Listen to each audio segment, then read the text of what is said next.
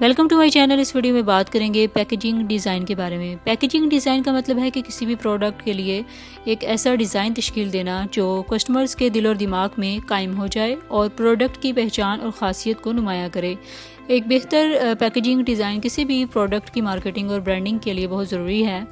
Basically packaging design کا مقصد product کی packaging, material, size, shape, colour اور لوگو ڈیزائن کی تشکیل دینا ہوتا ہے تاکہ کسٹمر کو پروڈکٹ کی پہچان اور خاصیت آسانی سے سمجھ میں آ جائے۔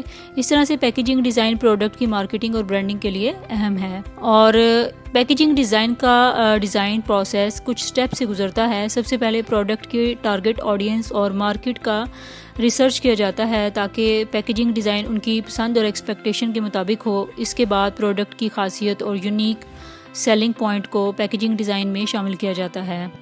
پیکیجنگ ڈیزائن میں پیکیجنگ مٹیریل بھی شامل ہے۔ مٹیریل کا چناؤ پروڈکٹ کی خاصیت اور ٹارگٹ آڈینس کے مطابق کیا جاتا ہے۔ پیکیجنگ مٹیریل میں پلاسٹک، پیپر، کارڈ بورڈ اور گلاس وغیرہ شامل ہیں۔ اس کی بہت زیادہ امپورٹنس ہے کیونکہ ایک بہتر پیکیجنگ ڈیزائن کے ذریعے پروڈکٹ کی پہچان اور خاصیت کسٹمر کے دماغ میں قائم ہو جاتی ہے۔ اس طرح سے پروڈکٹ کا برانڈنگ اور مارکیٹنگ بھی بہتر ہوتا ہے۔ پیکیجنگ ڈیزائن کا کلر اور شیپ بھی بہت اہمیت رکھتا ہے۔ کلر اور شیپ کا چناؤ پروڈکٹ کی نیچر اور ٹارگٹ آڈینس کے مطابق کیا جاتا ہے۔ ایک خوبصورت اور یونیک شیپ اور کلر کمبینیشن کے ذریعے پیکیجنگ ڈیزائن اٹریکٹیو بنایا جا سکتا ہے۔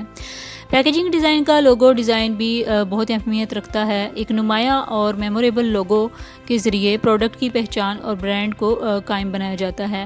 پیکیجنگ ڈیزائن کا استعمال کسی بھی بزنس کے لیے ضروری ہے۔ ایک بہترین پیکیجنگ ڈیزائن کے ذریعے پروڈکٹ کی پہچان اور خاصیت کسٹمر کے دل و دماغ میں قائم ہوتی ہے اور اس طرح سے پروڈکٹ کی مارکیٹنگ اور برانڈ میں بہتری آتی ہے۔ کسٹمر لائلٹی اور ٹرسٹ قائم ہوتا ہے۔ آئی ہوپ آپ کو پیکیجنگ ڈیزائن کا کنسیپٹ کلیئر ہو گیا ہوگا۔ For more informative